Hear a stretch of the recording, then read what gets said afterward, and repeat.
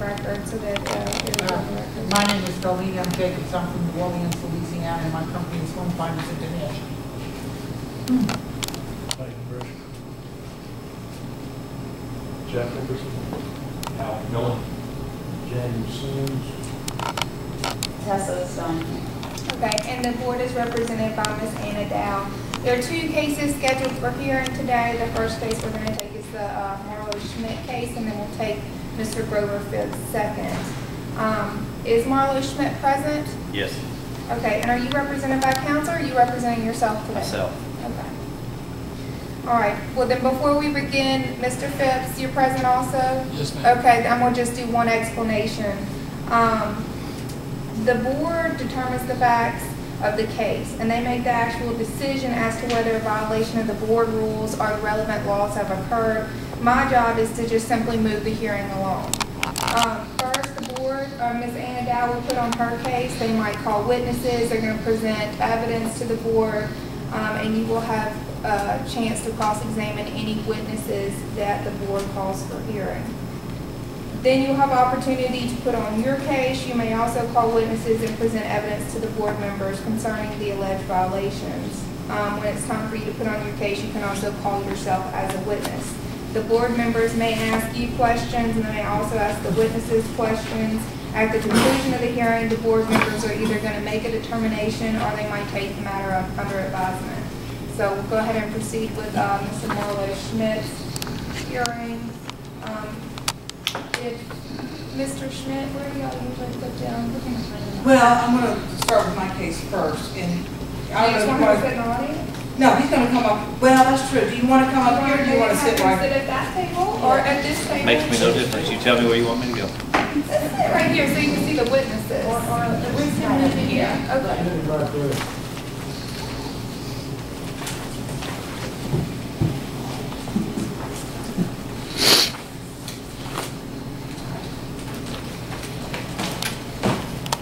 And you guys go ahead and make your appearances for the record. Anna Dow on behalf of the Louisiana Auctioneer's Licensing Board. Marlo Schmidt, Southwest Auctioneer. Okay, Mr. Schmidt, you've been accused of violating Louisiana Auctioneer Licensing Statute Section 3121A4 and Louisiana Auctioneer Licensing Statute Section 3121A5. Before we get started with the hearing, are there any preliminary matters that need to be discussed? Nothing I'm aware of. Okay. Mr. Schmidt, at the beginning, I'm going to go ahead and swear you in, so if you just raise your right hand. I'm sorry? I will not swear. I affirm. We have an alternative oath that'll be fine. Will you affirm that the testimony you give will be the truth, the whole truth, and nothing but the truth? Yes. Okay. Ms. Dow, go ahead and proceed with your oath. I want to call Mr. Jim Steele, our investigator. I think the board has been provided a copy of the written complaint on this story, who is present, as well as Mr. Schmidt's written complaint. If you would be swear Mr. Steele in. Mr. Steele, do you swear that the testimony you're about to give is the truth, the whole truth, and nothing but the truth, so help you God? I do.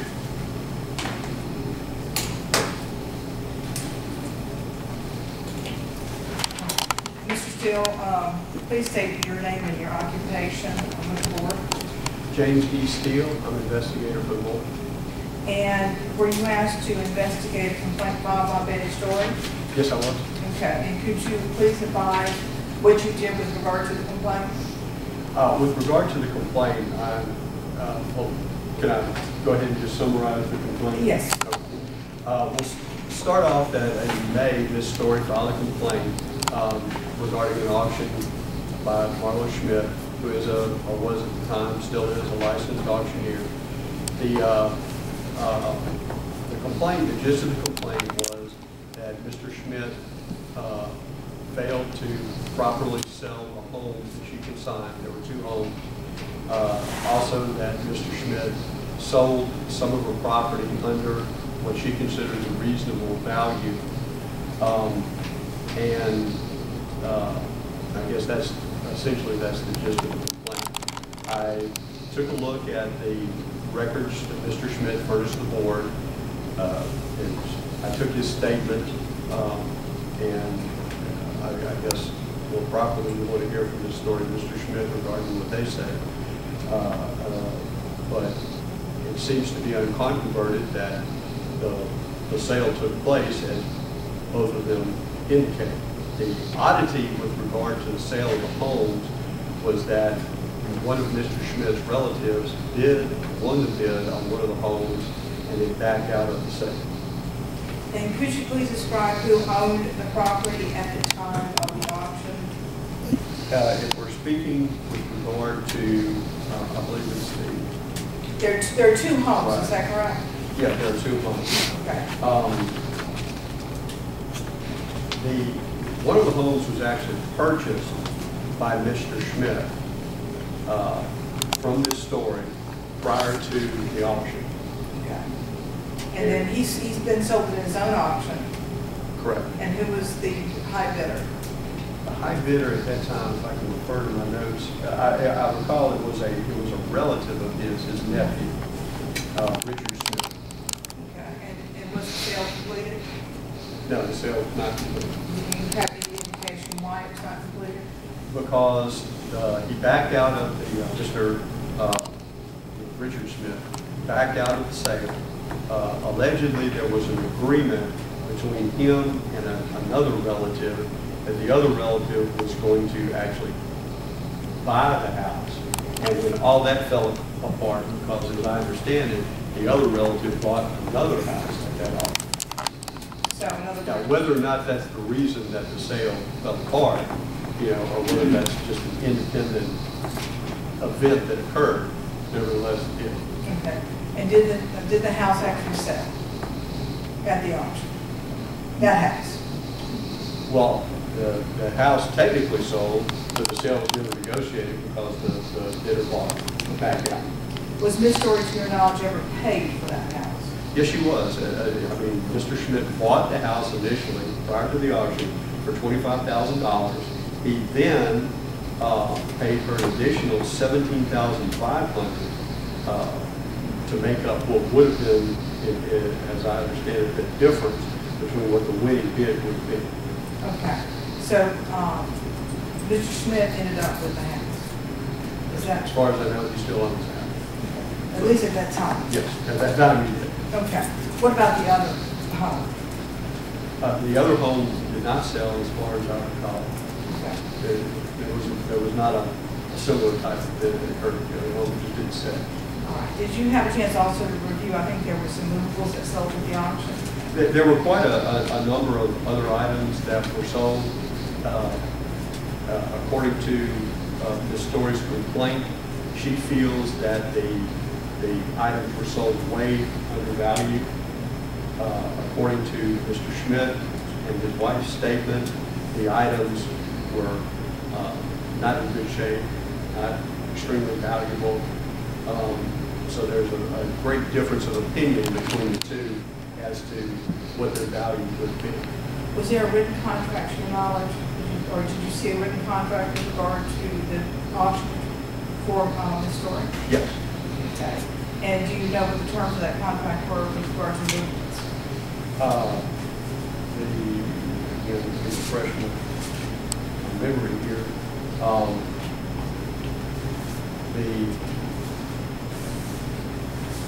Let's see.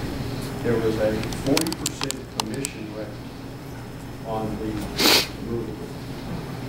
And that is exactly what was withheld as the commission? Right. Ms. Story bought quite a number of her items back. Looking at the record from what I could determine, she bought 25 lots for a value of around $3,700 plus the 10% buyer's premium. And Mr. Schmidt would have collected a 40% commission from that. Okay, so she was charged the 10% buyer's premium as well as the 40%. Yes. Was there anything else notable in the auctions that you recall? And the only other complaint that I believe she wanted addressed was that Mr. Schmidt allowed himself as well as others to consign items there. I spoke to Mr. Schmidt. He did in fact do that, but I'm not aware that that's a violation of any law or rule of the board. So in other words, other consigners. sold for. Was this, and this was listed as an estate sale or a general auction? This was listed as a Betty Story living estate sale. I'll tender the witness with regard to any general questions. I have some questions. I don't recall whether or not you testified whether there was a contract between Mr. Schmidt and the complainant. Did you ever see Yes, a there was. contract? And what did that contract provide? Did it provide for a certain broker's fee as well as commission You're talking about on the real estate? on both? There was quite a lengthy, in fact, I have a copy over here. There was a contract, as I've labeled this as my exhibit 4 on the 721 Robert Street contract. I'm not a real estate investigator. I bought a few homes of my own and sold a few homes. So what this looks like to me is your basic pledge settlement that I see all What was the the time. commission that was charged? 2.5%, I believe, on each of them. Okay. And let me ask you something. Were any of these auctions supposed to be with a limit and/or reserve? Were they absolute? There was Or a was there a limit reserve, and/or reserve on any of the items that were going to be auctioned? not on the movable items, but there was a reserve of, I believe, 42,000. I believe there was a reserve on one of the homes. Trying to get to the auction consignment contract here somewhere. Believe me, there is a great deal of documentation with regard to the sale of this home. I mean, I would like to see Yeah, that. we're going to put those in there. For some reason, I don't have the actual consignment contract with me. It might be in the storage component.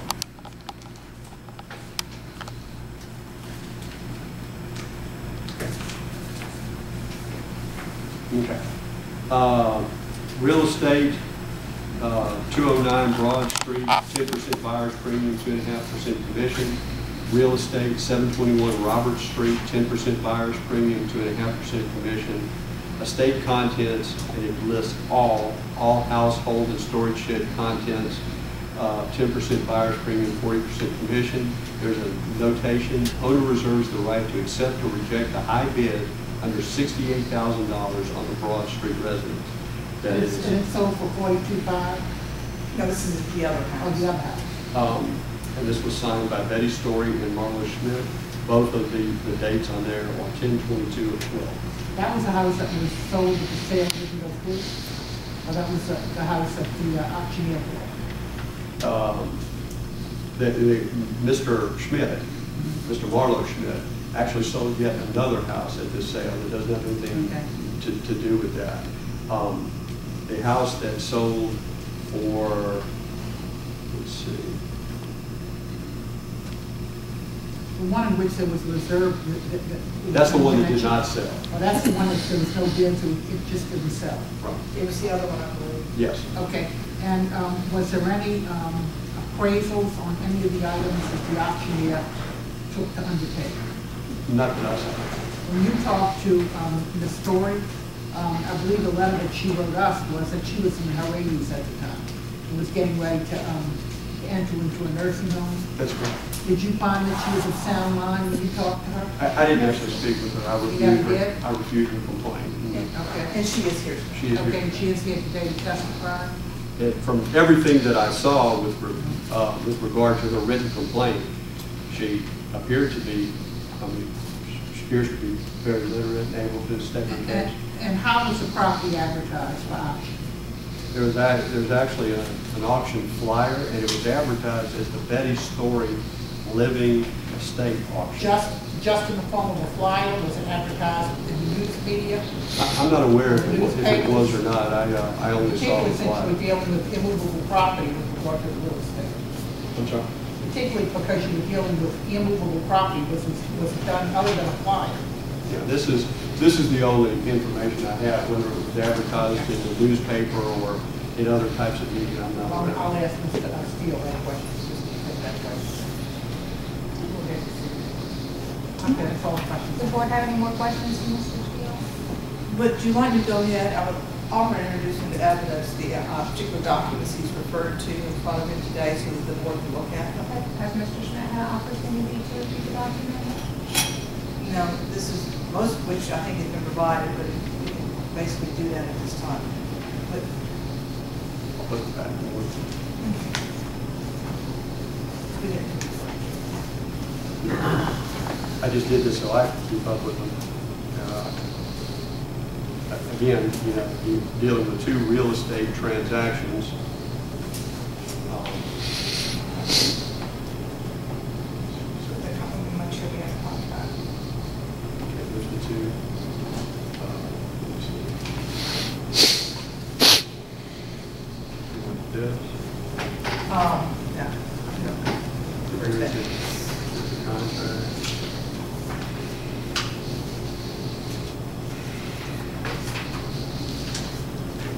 Yeah, we both had You already have a, the complaint, right? yes, everybody should have a copy of the complaint. These are, specifically, we're putting into evidence the consignment contract by Southwest Auction and Realty, which we would offer introducing evidence as Board 1.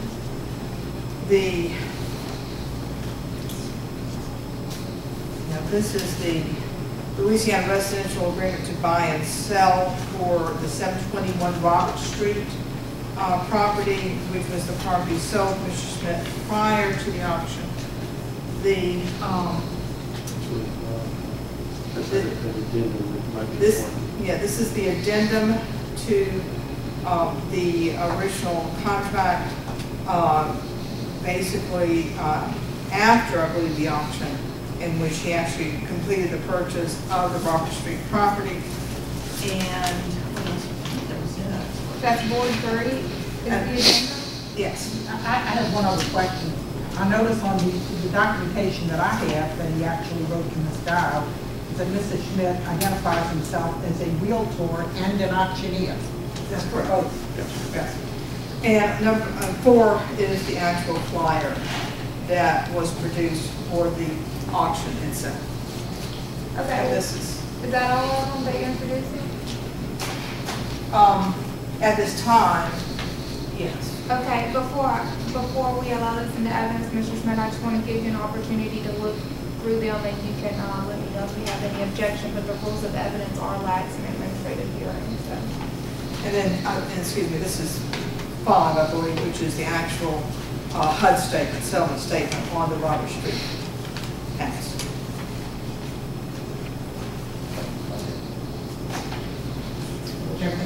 Everything is there. You want to Okay, show him the last one. Did you show him 5, Ms. Dow? Did you show him board 5? Yes. Okay, and you had no objection? Okay. Settlement statement? Okay. Then, let board 1, board 2, board 3, board 4, and board 5 be admitted into evidence.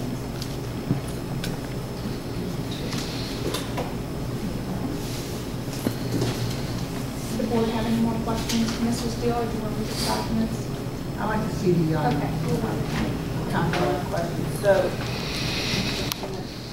bought the house, one house, sorry, then auctioned it off.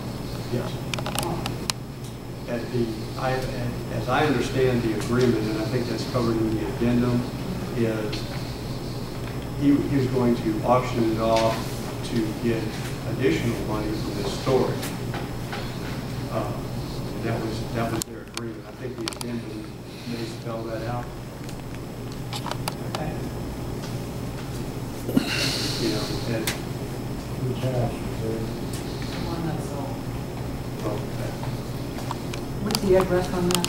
that's the Broad Street house. Board? Robert Street. The Broad Street did not sell long. Right.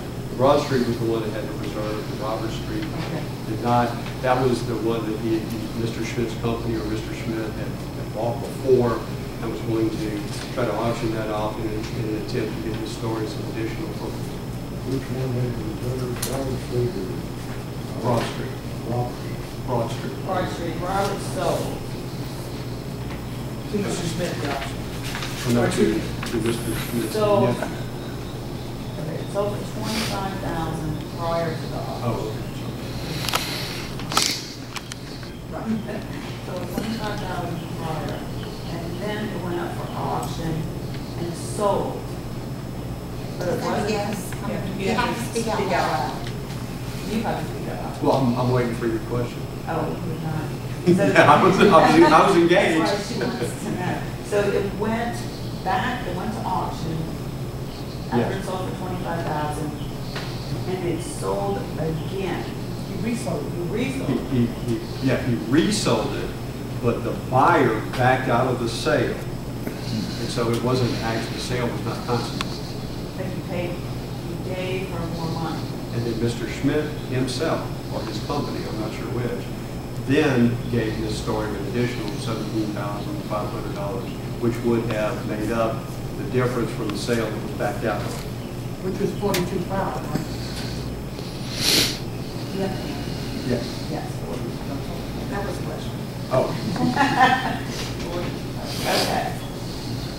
And that's without any commissions. That was the net price. And that's what you received. that was the sale price. Okay. No, that's not what she asked you. She asked you, was that net? In other words, or did she have to pay any commission on the $42,500? That was the question I thought Ms. Steinkamp asked. A very important question. Yeah, there Because was, he's wearing two hats right now. He's wearing a hat as an auctioneer and also as a realtor.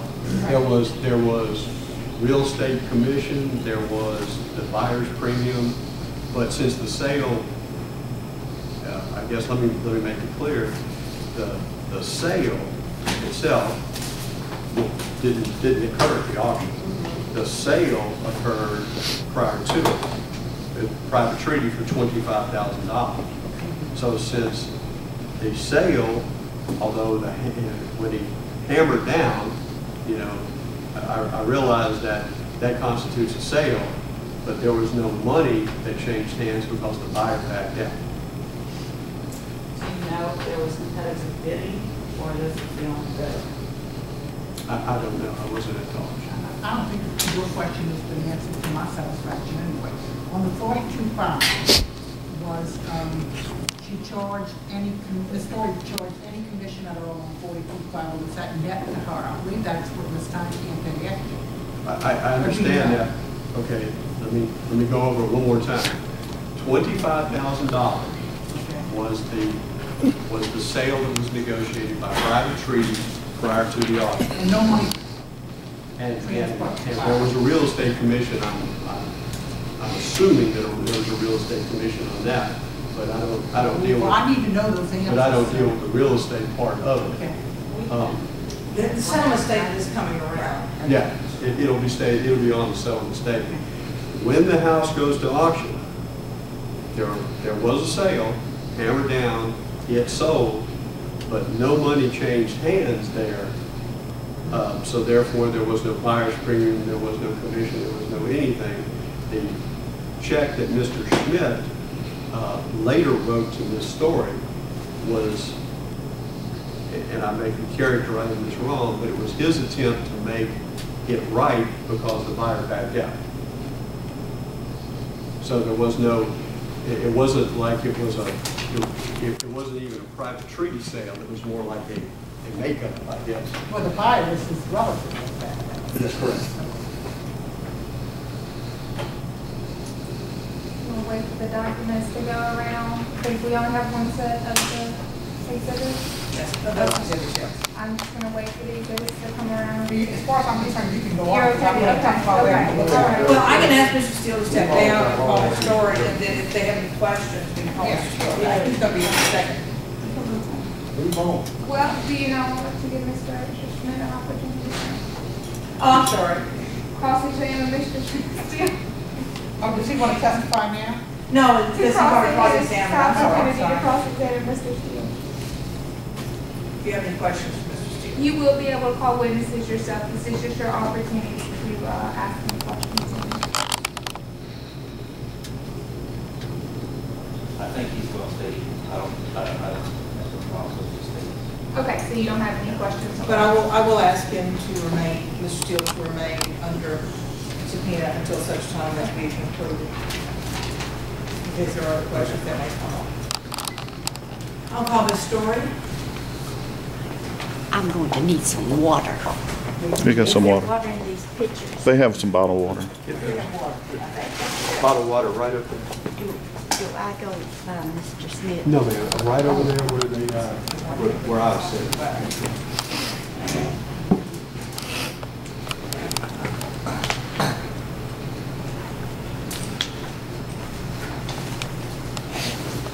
Miss Story, go ahead and raise your right hand. Okay, and do you swear that the testimony you're about to give is the truth, the whole truth, and nothing but the truth, so help you God? I do. Okay, before we begin, can you spell your name for the court reporter? I am Betty Joe Stewart.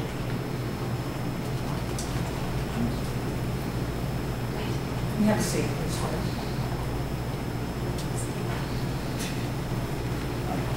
Am I ready? Okay, yes, we're ready. Okay. Ms. Ludlow, I'm going to ask you the questions, okay? Okay, and we'll get to that part. First of all, Ms. Story, you did file a complaint with the board. Yes. Okay. And your complaint is against Mr. Marlo Schmidt. Correct. And as Mr. Schmidt, you're identifying him as the individual sitting at the end of the table. Correct.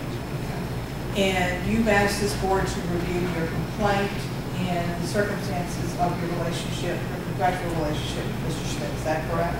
Correct. Okay. Would you please tell the board what you're asking the board to do? Okay, first of all, may I thank each of you for your time. Time is valuable, and I appreciate the opportunity to appear before you. Now, do I start with you? Well, just tell me what you want, or tell them what you want the board to do. What are you asking them to do? I would like for y'all to know that when I entered into this, I was preparing to go to a retirement center. I'm way up in my 80s. It's time for me to get rid of my things. My son says, Mother, I'll put it out in the alley for the garbage truck. You can see I don't care for diamonds, but I do care for glassware, crystal, china, and beautiful house furnishings. I had some things that was impaired, and I said, oh, let's don't put this in that box. Yes, let's put it, somebody will buy it. So I did have some things that was broken, which I wouldn't have put. I had 2 Remax real estate signs in the yards at these 2 houses. I'm very good friends of Remax Real Estate. Mr. Schmidt, I invited him to come and look at my household and contents and see if he would care to auction it. I also asked Barbara Barnett. Barbara came, she said, Mrs., when do you want to do this? I said, before Thanksgiving. She said, oh, I have to go to Colorado, and I would never have time to do this before that. I have to leave next week. So I trusted Mr. Smith. I've gone to church. After my husband passed away, I went to church with them. I did not know them then because they was not into rental at that time. But I did go to church with their church family. Loved everybody. But I realized that that could not replace my husband. So I went back to my denomination. I spoke at my husband's funeral service. The Lord just had me wrapped up in the words just flowed. I trust today that the same thing will happen. When I crossed the Atchafalaya Basin today, those little 18-wheelers were just like little boys' toy trucks. They didn't faze me. It was wonderful. I didn't realize that Louisiana was so beautiful until today. But back to when Mr. Marlo asked me if Remax would release these 2 houses, could he put them in the auction? I said, yes, but Remax said, don't release those houses. He said, if they will release them, can I put them? And I said, well, sure. Remax did release them for me because they knew I wanted them into the auction. And then he asked me one day, he said, is it all right if we bring another house into the auction? I said, well, yeah, that will be more publicity for the auction, for the houses. I did not realize it was his house. His house sold at the auction. A friend of mine thought he was buying my house. He bought Mr. Schmidt's house. One day, two people in different directions said, Betty, you're going to get hurt. I said, no, there is two people that's not going to hurt me. One is a Jehovah's Witness, the other is a Mennonite. Neither of those are going to hurt me. I said, well, I'm telling you, I never had any idea that I could get hurt. I never had any idea that all the china, 14-place setting of Noritake china, beautiful. And all my Ethan Allen furniture, everything, I could not get money from. I would show him items, a mirror over my fireplace. I said, now, I've got to have a certain amount of money for this mirror up there. I can't let it just go for peanuts. He said, how much do you have to have? And I said, well, at least 300. The mirror is very valuable. And then I showed him a wet bar, an Ethan Allen wet bar. I said, this has been appraised for $1,299. I showed him, I took one of my chests of silver down, set it on my dining table, and I said, now Marlo, I have the other chest just like this chest. It's a 16-place setting of sterling silver that has been appraised for $10,000. He said, how much have you got to have for it? I said, well, Marlo, I'd like to get at least $5,000 for it. Then I showed him an antique saddle. I said, this saddle has been appraised for $10,000. He said, how much do you have to have? I said, just like the silver, I would like to get at least $5,000 for this A4 saddle. It was rode in Lonesome Dove. If any of you men have seen Lonesome Dove, it's an A4. Wonderful saddle. He asked me not to come to the auction. I said, man, I wouldn't miss it for anything. I'm going to be right there. I love auctions. I've gone to some. I've gone to Barbara Barnett's. I've gone to Mike Pedersen's. I've gone to some in Texas. I love auctions, especially the horse auctions. I love them. But I didn't realize that what I was pointing out to him, that I had to have it in writing, reserved. I made sure he understood the items that I had to have a certain amount of money for. But I wasn't smart enough to put it in writing. And he was smart enough to not say, let's put this in writing, Betty. Ms. Storr, can I ask you a question? Yes. Did you did sign a contract with Mr. Schmidt? I did sign a contract with him. Did he explain the consignment on the movable items on your collectibles was 40%? No, to me, yes, it said in the contract that it would be 40%. But I did not realize that the things I was pointing out to him would not be reserved and me be able to bring my sterling silver back home with me, the A4 saddle, and some of the items that I showed him. I have a bedroom suit that I thought I was going to do this on my own. Boy, I was going to have me a garage sale. I was going to do it on my own. People said, that's too big for you. Well, I realized it was too big for little old me. So I decided I better contact an auctioneer and have it done professional. Ms. Storr, at the end of this, after all the items were sold, did you buy any of the items back at the auction? I did. I sat on the front row, the seat, right in the front of Marlo, Mrs. Schmidt, and one other, I believe. But I gave them signals that I would not accept $1,500 for my $10,000 worth of silver. I would not accept $250 for a $10,000 saddle. I gave them signals from where I was sitting. I've been to auctions before. This wasn't my first one to go to.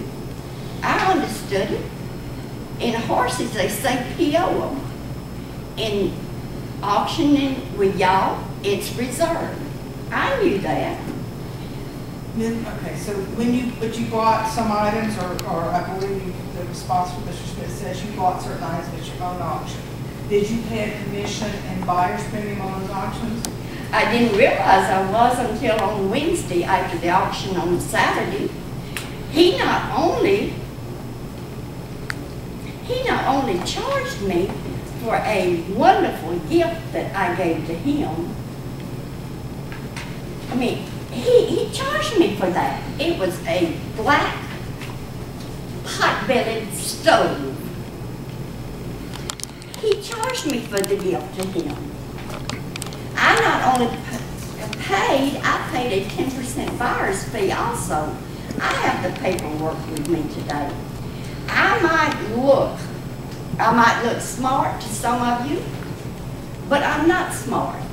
I'm a very dumb country cotton-picking mother and grandmother.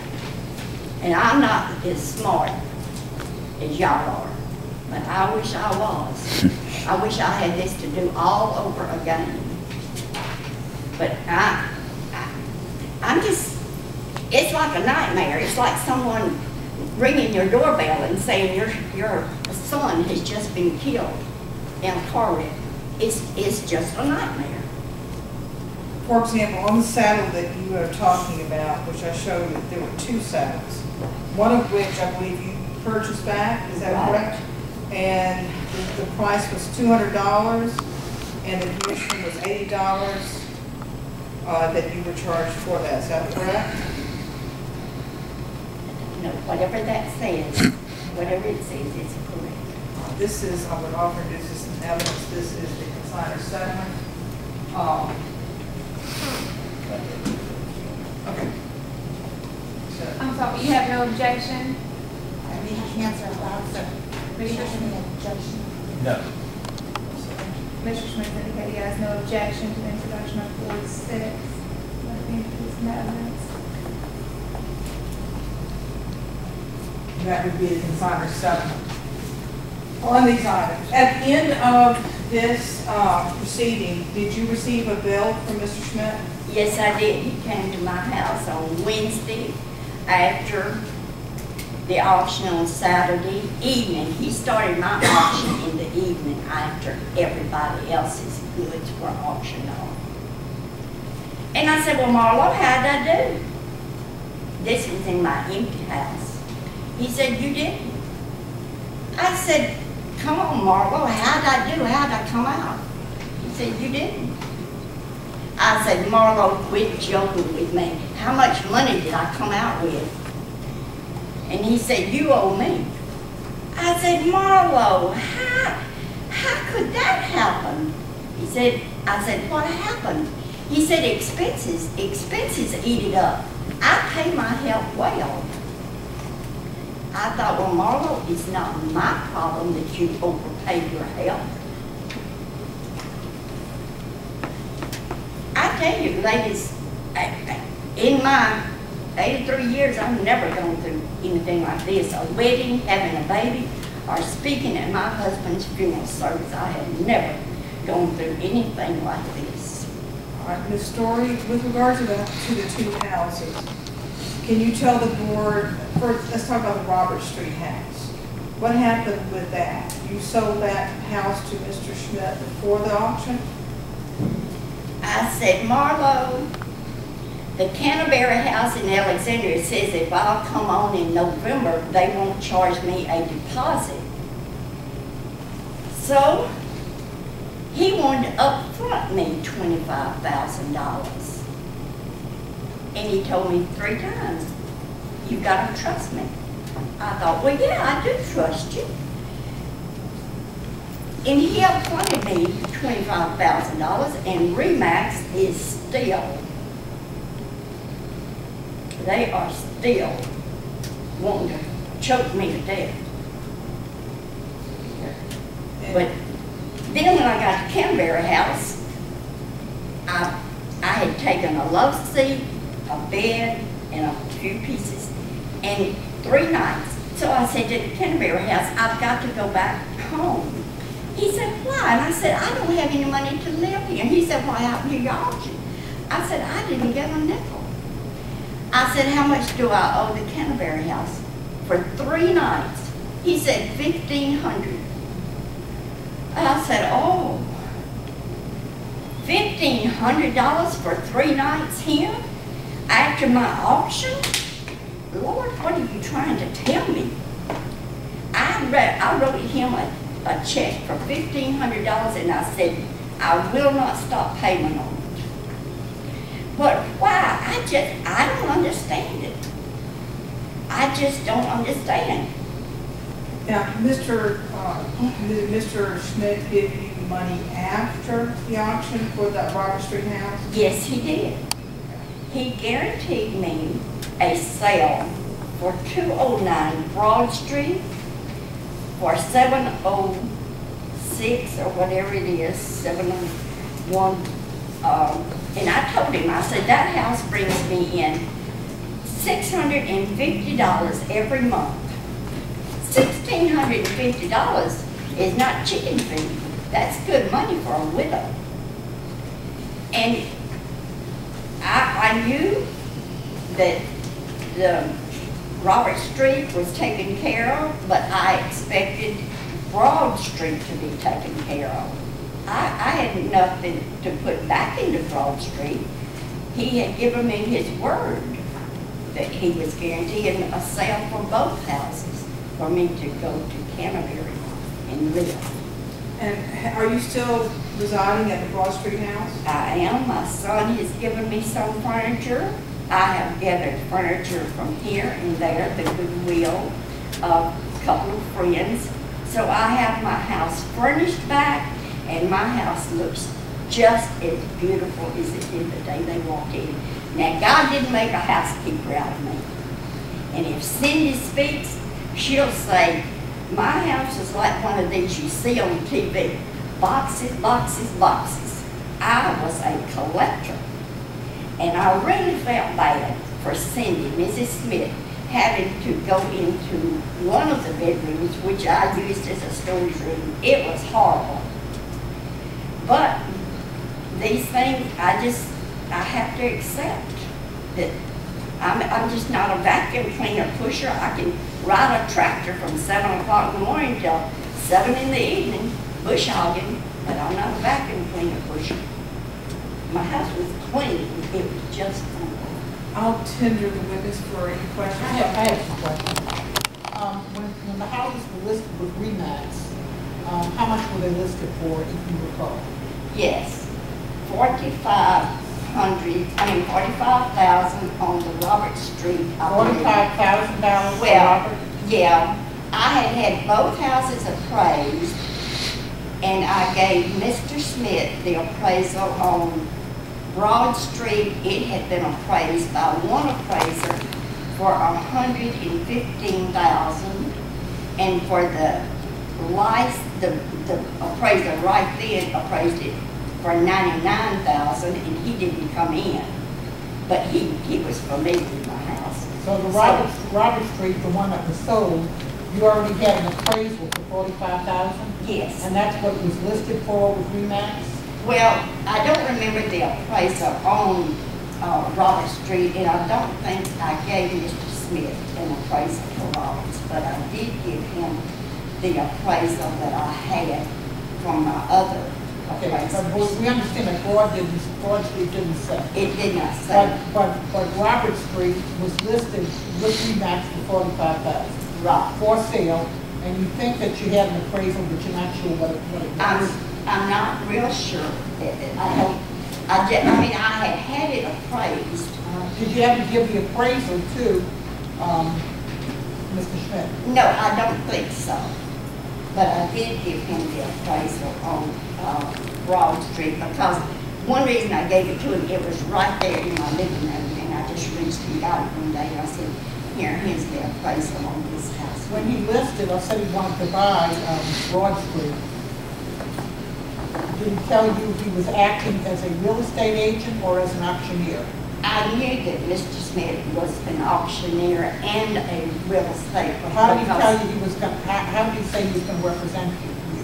As an auctioneer or as a real estate agent?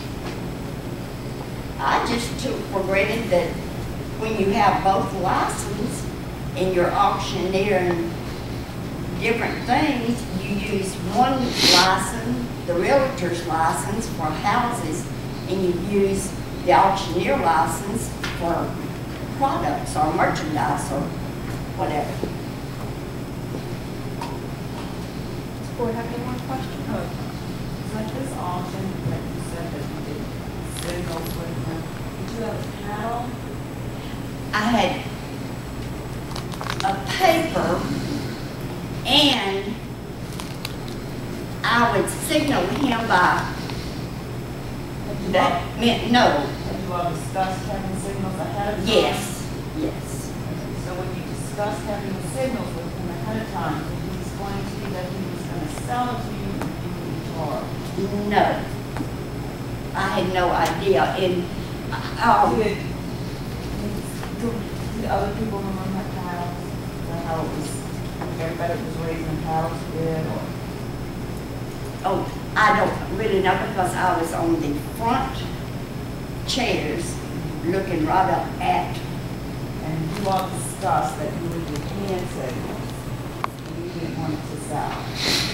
I don't remember in my house how I told him, but each time I brought this up, I was asked to not be at my auction. Betty, is just best if the people is not there. I said, man, I wouldn't miss it for a thing. I wouldn't miss it. I'm going to be there. I had really looked forward to this. I had looked forward to retirement. Does anyone else have any? This, Randy, That's, did you receive a bidder's number? yes, I did.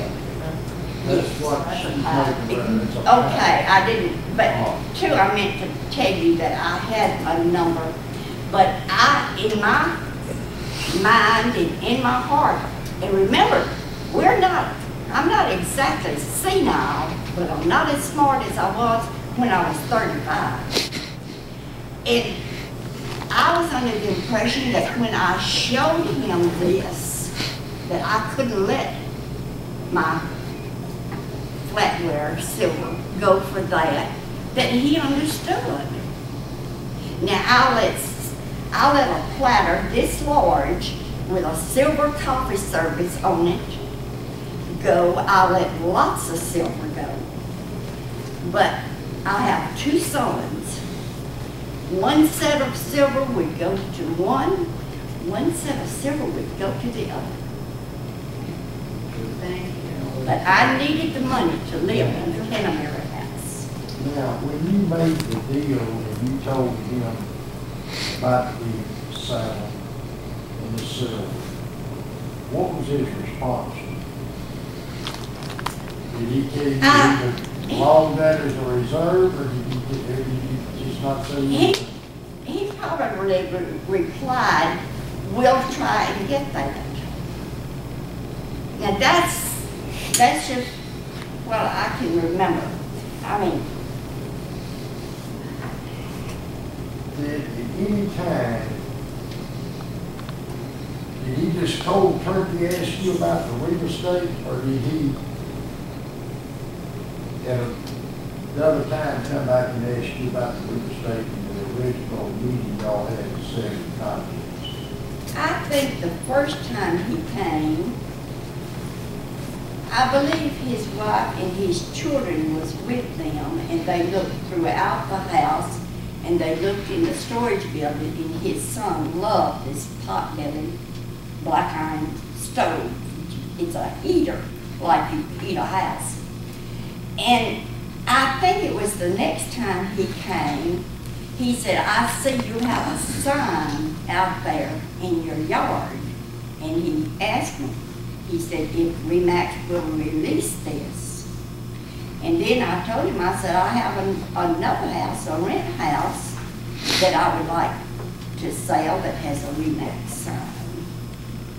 So he asked about the real estate on a different occasion. I believe it was the second time he came. I don't believe it was the first time he came. I really cannot remember. You were aware that he was charging you a 2.5% commission on real estate, plus he was going to charge the buyer a 10% premium. Were you aware of that? I think that we had an agreement that he would pay Remax their share, their commission, just as though Remax had sold it for me. They would still get their commission. Because I remember I said to the broker that owns Remax, and I said to my dear friend, but anyway, y'all are still going to get your commission, aren't you? So, I mean, that's the way it was with me. Do you recall how much your real estate commission was with Remax? What they were going to charge you? It was a normal, they have handled real estate for me before. You know what the procedure was? I don't have. Was it 6%? 6%? I don't have, I really, but they have handled houses for me before. And that's probably one reason they were so upset. And they are still upset today. Thank you, ma'am. Anyone else? Okay, Mr. Schmidt, you can now cross-examine Ms. Story. Can I have just one other question? Oh, I apologize. That's okay. You said you were selling silver. Was it sterling silver? Was it plated silver? Or do you know the difference? There's a big difference. It was international sterling silver by the pattern was wild rose. Did each of you get a letter that I wrote? I did on the silver set, the serving set. But you said you had like maybe a coffee pot or everything. Oh, was that yeah. silver plated? Yeah. Was that sterling silver? No, it was sterling. When my mother would sell timber or cattle, she would share her money with me, and it was a good investment in silver in those days. Now today I don't know what the investment in silver is. A lot. Well, I would go and invest. If it was 500, I would go and get me one piece. Ask Tessa. Maybe a serving bowl. Okay. Yeah, well, see, I don't care for diamonds, but I do glassware and crystal and china. And as I said in my letter, Dr. Story let me buy what I wanted to buy. That's good. So did I. Does anyone else have questions from the board? Okay, Mr. Schmidt, now you can cross-examine Ms. Story. Yes, I do have a few questions at the end of this that probably won't be new evidence here today. Betty, in your letter, you stated that I didn't sell your stuff till in the afternoon or evening. Is that correct? That is correct. Who owned the saddles? I do. You do? Yes. You have it today? I do. And what time of the day do you think they sold? Boy, man, Marlo, you're asking me $1 million question. I have no idea. I know that my 367 boxes of crystal and my 2 boxes. That's not the question. Just let me Okay. answer this I question. do know. What time did the saddle sell?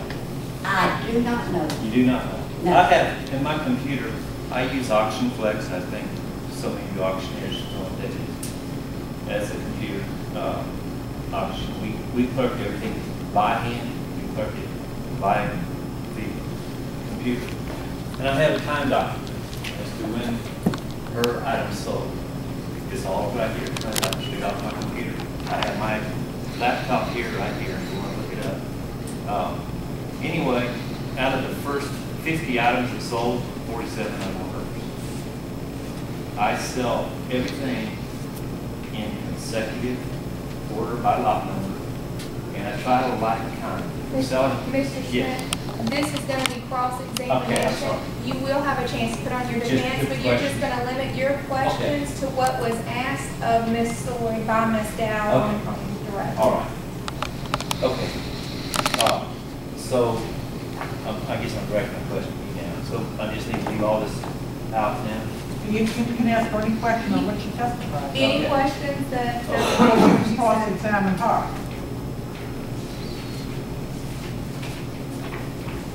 And Betty, you make a statement in your letter also that other Mennonites and stuff inside of the auction. Who were they? I don't know your church family's name, but you are the one that told me it was in United and Mennonite.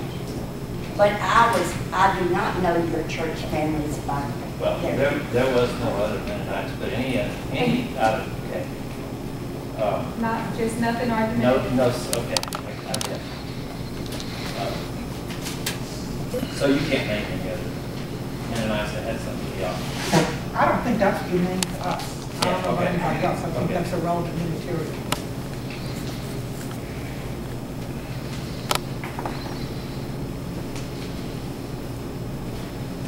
Betty, did I buy that Robert Street, 721 Robert Street house from you prior to the auction? You did, I told them that you did. I paid you $25,000 for it. You correct? did. I told them why you upfronted me some money. You was planning on going to assisted living, correct? Correct. You told me you could not go owning 2 houses, correct?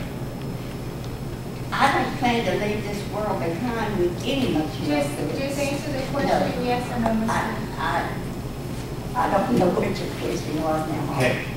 When you was telling me when you got to go ready to go to the Canterbury house, to assisted living, that you could not go owning 2 houses, correct?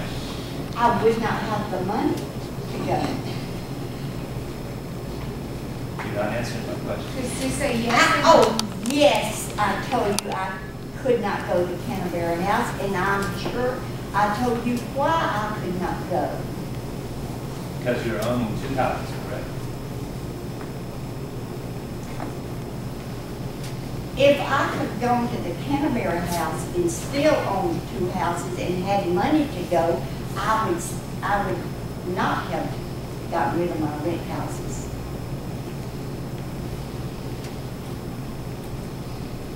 I think that. Yes.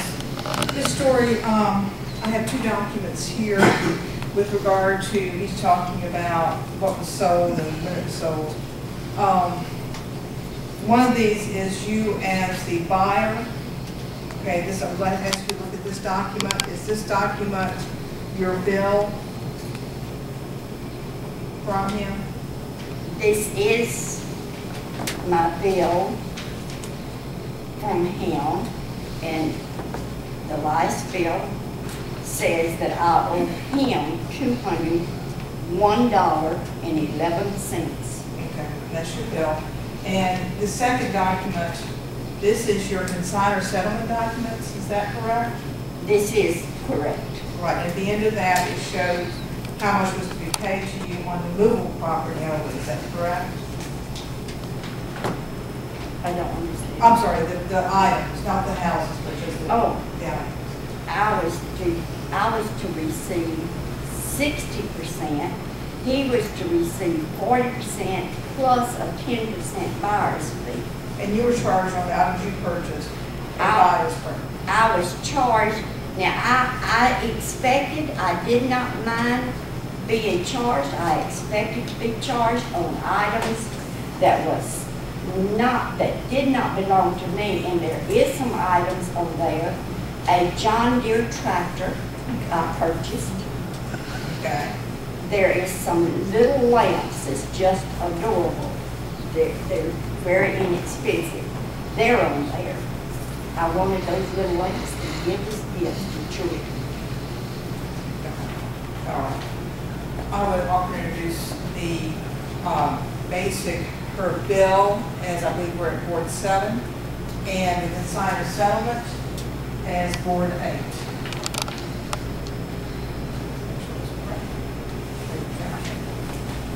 So the consignor settlement board, right? Yes. And that's different than board 6 without consignor? Yeah, you have one, I believe this is a different version of it, which may show more information. Okay. And Mr. Schmidt, do you have any objections to board 7 and board 8? They let them be admitted into evidence? Right, before I let Ms. Story go, I'm just going to let you all get those and see if you have any further questions.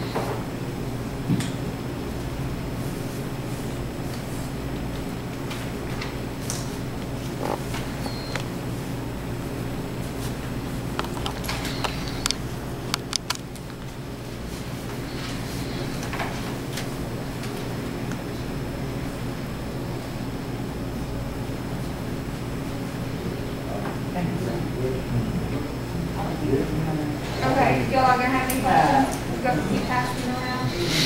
Okay.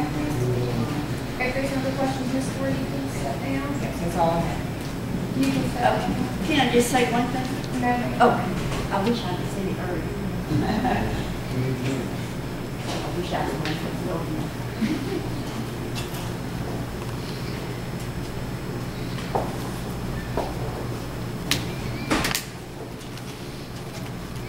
With regard to this matter, I think that's the board's case. I would let Mr. Schmidt put on his Okay. defense. Now it's your opportunity to put on your defense, Mr. Schmidt, and this would be the time for you to introduce into evidence the exhibits you mentioned earlier, and you can call any witnesses, or you can call yourself as a witness. Would you like to call a witness? No, I don't think so. I'm going to keep my wife out of this. I thought I'd call her up, but I may be first to her. I will say this, she was there when we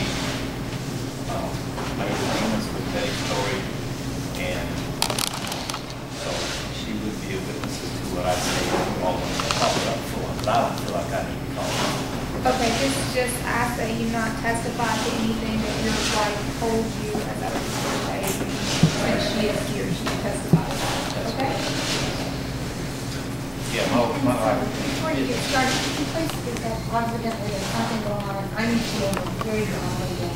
Okay. You want me to You ain't hear? moved? Because we'll make sure that this- I just need to hear them, and I never even asked.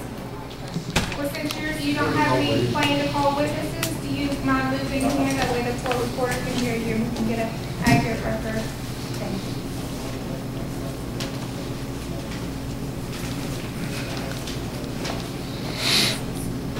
I swear to God.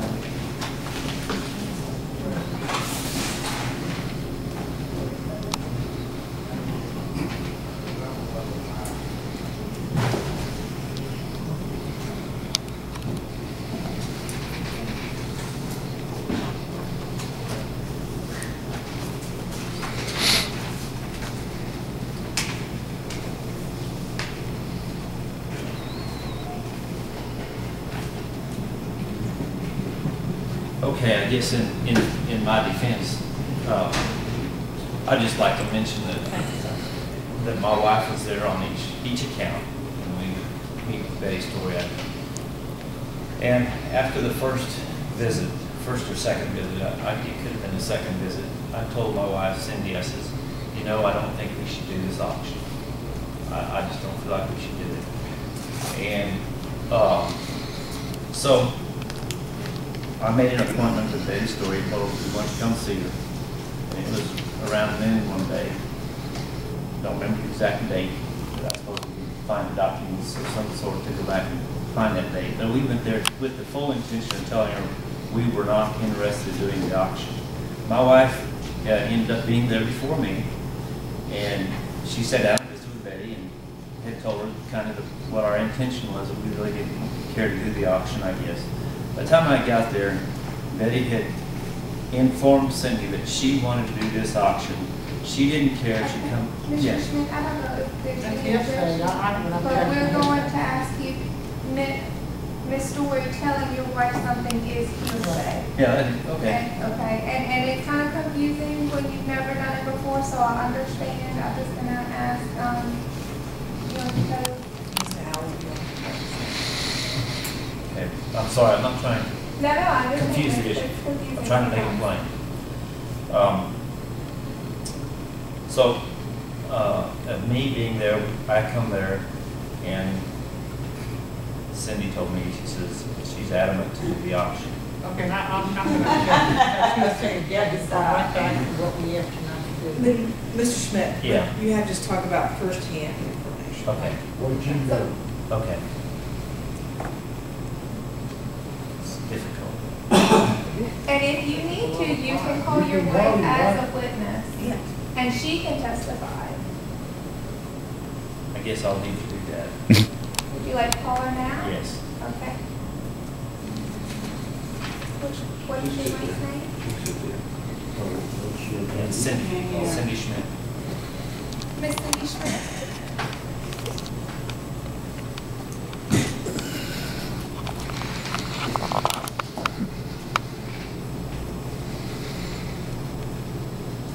Ms. Schmidt, can you affirm that the testimony you are about to give will be the truth, the whole truth, and nothing but the truth?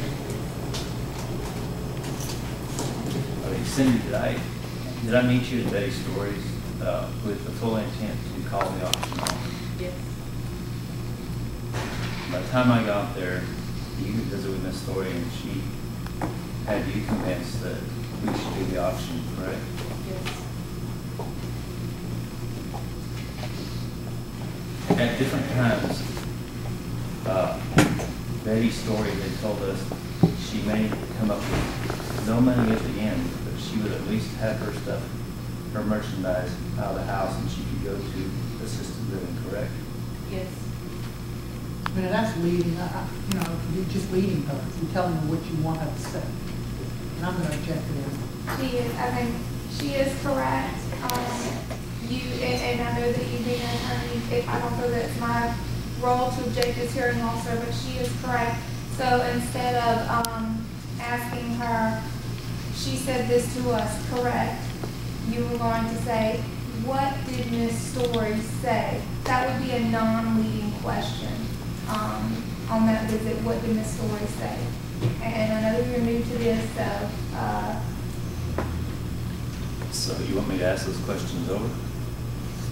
I don't think that you need to ask them over the You know, just think, what we need to know is, what does she recall about the conversations that she had with Ms. Story? That's the question to ask.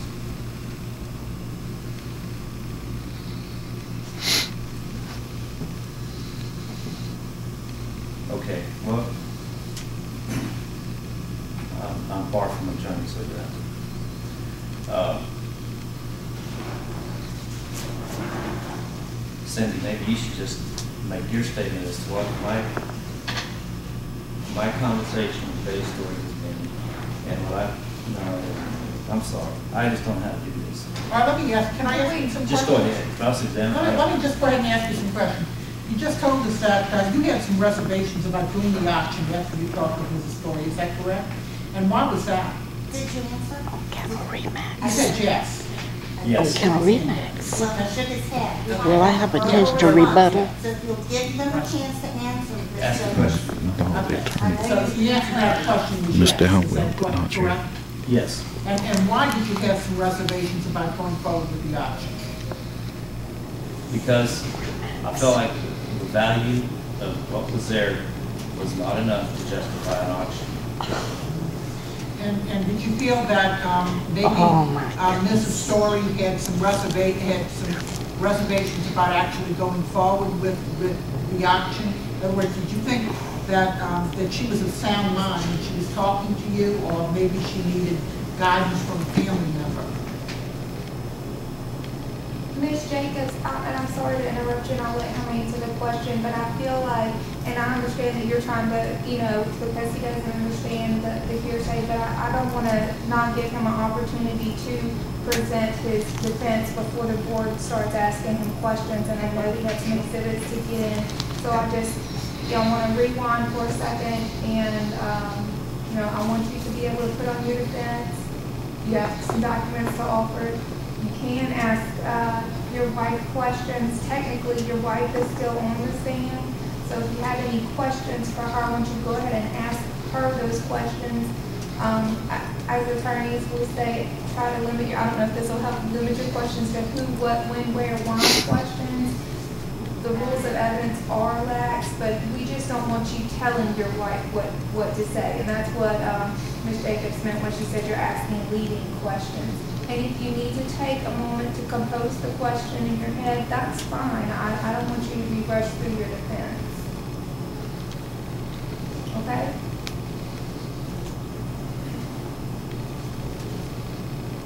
Did you understand what I said? Yes. Okay.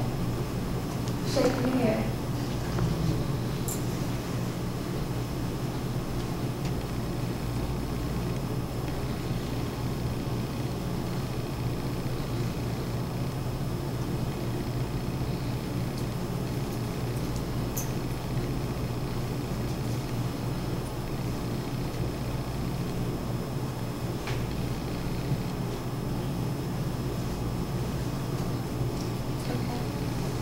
What we're going to do is we're going to give you a minute to compose some questions, and we're going to adjourn for 5 minutes and let everyone have a restroom break. Household items, some of the silver sets and different things like that. Okay. Right? If that's, I'm looking at your inventory, and that's what it says. in my opinion, that's a household item. Okay, and a tractor would be a household item. The tractor would be an outside item, it's not be a household item. Did you charge her 50% on the tractor? She had no tractor. She had no tractor, she just, bought the tractor. She bought the tractor, but She she bought said a John that Deere tractor from another company. from another consignor, not from you? All right. And in all the auctions that you do, your usual fee would be 40% plus 10% buyer's premium? That's what I did charge. Right. Now, how was this auction advertised? Was it just advertised on flyers or shoot in the newspaper? I published it in the local newspaper. And what dates were the publications made? Do you have a copy of that publication? I don't have it with me, but I do have a copy of it. I thought it was in the How many, you file. don't remember what dates it was ran?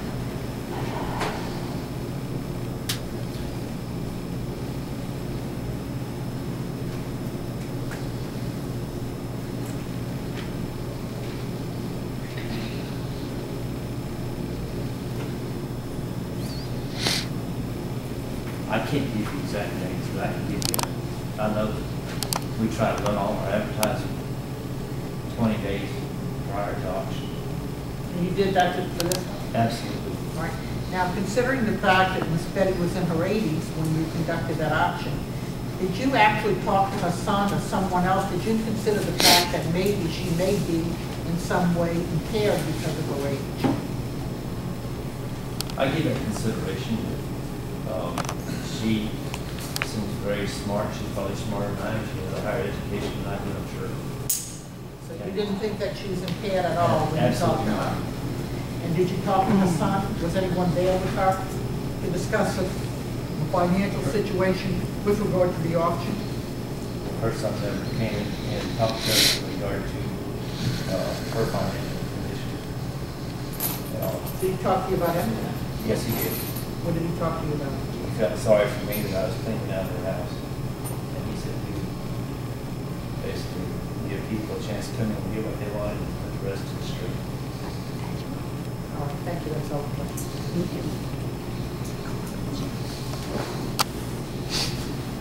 On your contract, my correction is, did you use one contract for both real estate and household items, or did you use two? So I guess, to answer your question, Mr. Sin, the auction contract, the one sheet of paper you have is the auction contract with Betty Story.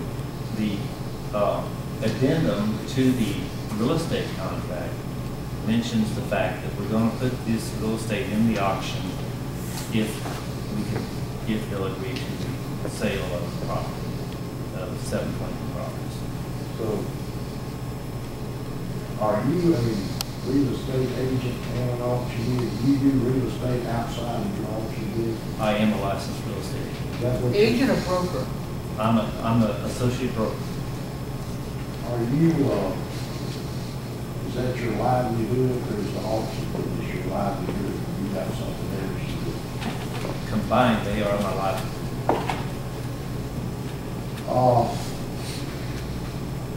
Curiosity. Why did you tell the story she shouldn't have done auction? Did you tell her that? Did you encourage her not to? I've been pondering that statement today, and I don't remember telling her not to come. I'm just curious. These items that she was telling you she needed money for, I understand it was after you were fired. Yeah, I'm sure you're aware that they told you in auctions to do, that you got screwed. But, contracts can be, they teach you that. They can't put reserves, and I understand, don't get me wrong, I understand where you're coming from about catalog. And I'm sure you were in a probably rough situation.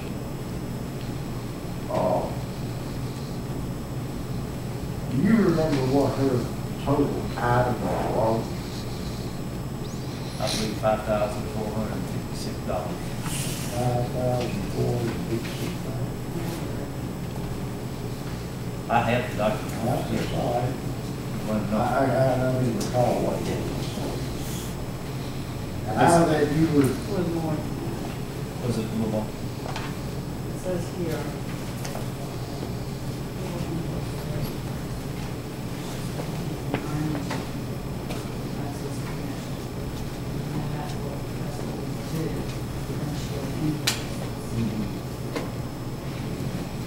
so, So see the difference now, yes, I was $201.11. so basically, her household items washed out what she bought according to your documentation, is that correct? That's correct. Plus, in commission, and plus she still owes you $201.11. That's correct. Okay. Now, on the real estate, unbeknownst to you, you say that your nephew bid and the hammer fell on his price. Is your nephew very familiar with law, auction law? I don't think so. I'm going to say, I'm not going to say about that, but I'm going to tell you something before you leave. The law states when you cry that auction at Gallo Falls, it's sold and he must close. He must give you a check for whatever your terms and conditions was in that auction that day. And I understand that you're family and I understand we're fine here. However, you have a fiduciary agreement with your son. He should have closed that property regardless of who you went to try to close it off. Because otherwise, this board could think something else. Maybe it was your dollars, maybe it wasn't your dollars. However, you have got a pretty legal predicament. You're in yourself, you've got this board. Do you have any questions, or is this something you want to say? I'm fixing to ask you, Okay. why didn't he pursue legal action against your nephew? I guess the answer to that question is he is my nephew. Okay, And I paid the I difference. understand. Why did not both pieces of property sell? One of them had $600 worth of income over it, and one thought, he like it should have sold. That's the one that All sold. right, what about the other one? Why did it sell? Is it still on the market? I don't believe Betty has it on the market. That's all I have. I have one other question. When you said sold, when the gavel went down, your nephew was obligated actually to put a percentage down on the property. Did he do that? Never did. He never did. There are other bidders on that property? Gordon Jenkins. But who's been against your nephew? So, who's been against him? Did you put money down? Never did. Is that something you require? for the Yes, I property? did. Time I got done off the stand, they were both shaking their heads no. I got one more question. Okay, so is it also true that you offered the state 3 weeks ago $1,300 to settle this? That's 3 weeks ago, it'd be Well- longer than that ago. What? It'd be, yes, I did offer $1,300, but it was before, it was longer ago. But you did offer 13. Why 13? I was trying to settle her, she felt like I mistreated her on commissions, and I was trying to be fair to her. So you just picked a random figure out No. of it and based it on something? No, we based it on the commissions charged to her. Commission, like is it a percentage of the commission, or the commission on the invoice, what? The commissions of the items that she bought back. So that's what I was trying to get at. She paid you $1,300 commission on the items she bought back. Yes. Okay, that's what I wanted to know. I don't know what Yeah. question. Well, how many people attended the auction? I had 110 checked-in buyers. With their spouses. I think we had 200 and some people there. That's in the report. I have a question about, I got one. When you sell real estate, how many houses were sold in this, 2 or 3? There was 3 houses offered. One of them actually was hammered down. One hammered down. Two of them were hammered down. No, I just didn't hear what you said because I was trying to get to share something. There were 3 houses offered, one of them, Two members down. I'm sorry. It's all right. Go ahead, just go ahead. Do you advertise your real estate to sell at a certain time? Yes, I did. What time of day did you sell the real estate? It was advertised to sell at 11:30 a.m. All weekends? That's right. Okay. So you shut down, what time did you start your regular auction? 10 o'clock. All right, you sold from 10 to 11:30, you shut down at several weeks. That's correct. And then you pick back up at whatever time you started back. Yes. ask my question. Where is, or who owns the Robert Street properties then? Southwest Auction Realty LLC. All right, and have you received the income on that property since the sale? No. Not all. Where is some of the rental going? Up to February, Miss Betty's story collected rental Okay. income. All right, but after that, you have. After that, Southwest Auction Realty LLC. And is that property for sale? Not actively. Oh, We would entertain any buyers. Any further questions for the board?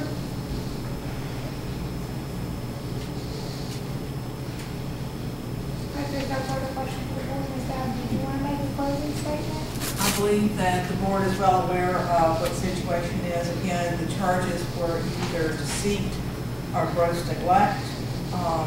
I would leave to the board's discretion to make a decision as to which, but I think there's some issues here, obviously, where Southwest Auction should have conducted the sale and the conclusion of it in a different manner.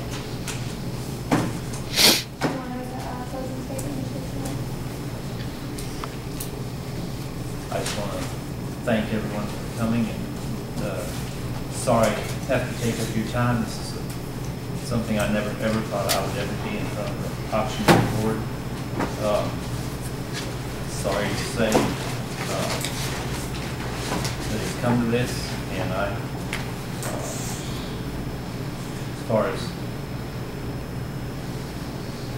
an auctioneer, I feel like I did nothing wrong. I feel like I did not try to deceive, defraud anybody. I had no intent of ever doing that. Don't have any intent of ever doing that to anybody.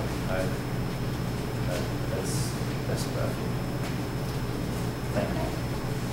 That concludes the hearing for Louisiana Auctioneers Licensing Board versus Marlo Schmidt, license number 1594, docket number 13002. Is there a motion to go into executive session? I'll also make that motion. So a second to the motion? Yeah. Okay. Who would like to move for executive session? Say aye. Okay. The board's voted to go into executive session. I'm going to ask that the motion. Violation. Okay. Is there a second to that motion? Okay. Any discussion? Yeah, I'm just going to tell you this is how I feel. I am not going to find you guilty on that particular issue, but I feel that you have an obligation to advise Ms. Betty that she could have put a limit or reserve on some of these items. I think she did, particularly in lieu of her age and the fact that she was in her 80s. And I think that the amount that you charged her, 50%, was usurious for an auctioneer. I'm just going to tell you. And I think that as a matter of principle, that you should try to settle this matter with Ms. Betty amicably among citizens that live in the same community. I think you should do that. And I think she should try to work with you to get this thing settled so that you can put it aside, because y'all live in the river, right? Very small community. You have a professional reputation to uphold. By the same token, she's in her 80s. I think you offer her $1,300. I think that's a little low. And I think that you could probably settle that for some more money and get this thing settled. And I think you have a moral obligation to do that. And also an obligation as a professional to do it. Any further discussion? Okay, we're those in favor of finding Marlo Schmidt in violation of section 3121A4 Louisiana Auctioneers Licensing Statute, say aye. All those opposed say no. No. No. Okay, the noes have it. After voting, let the record reflect that the board did not find Marlo Schmidt in violation of section 3121A4 Louisiana Auctioneers Licensing Statute. Next, we're going to vote on, can I have a motion on whether to vote to find whether Marlo Schmidt is in violation of section 3121A5, which is incompetency or gross negligence of the Louisiana Auctioneers Licensing Statute. Is there a second? Any discussion? For the same reasons that I didn't find him in violation of the other, but morally I think that he had an obligation to explain to her what her rights were before she signed the contract. That will form my part of the discussion. Okay, we'll go ahead and call, any further discussion? I'm gonna call for a vote on whether the board is going to find Mr. Marlo Schmidt in violation of section 3121A5 of the Louisiana Auctioneer's licensing statute. All those in favor say aye, all those opposed say no. No. Okay, after voting, let the record reflect that the board members have voted no on finding Mr. Marlo Schmidt in violation of section 3121A5 of the Louisiana Auctioneer's licensing statute. That concludes the meeting. Try to settle that, right? You have an obligation to, well, she should listen to you, you should try to settle Yes, it. I think this one's Then gonna you have to go out in the be hall. This one's gonna be very Just short. settle Then the hall, where's and Mr. you'll have two happy people. Mr. Phipps should be outside. Okay. That way we have fun with Phipps. She'll try to do it. Because she's in her age, she needs that money. And you've got professional reputation. Thank y'all. Miss Bagley, he's gonna talk to you out in the hall. We'll try to get this thing settled for you. Okay? Before you go home, we'll try to get it settled. Oh, James wants to talk to me.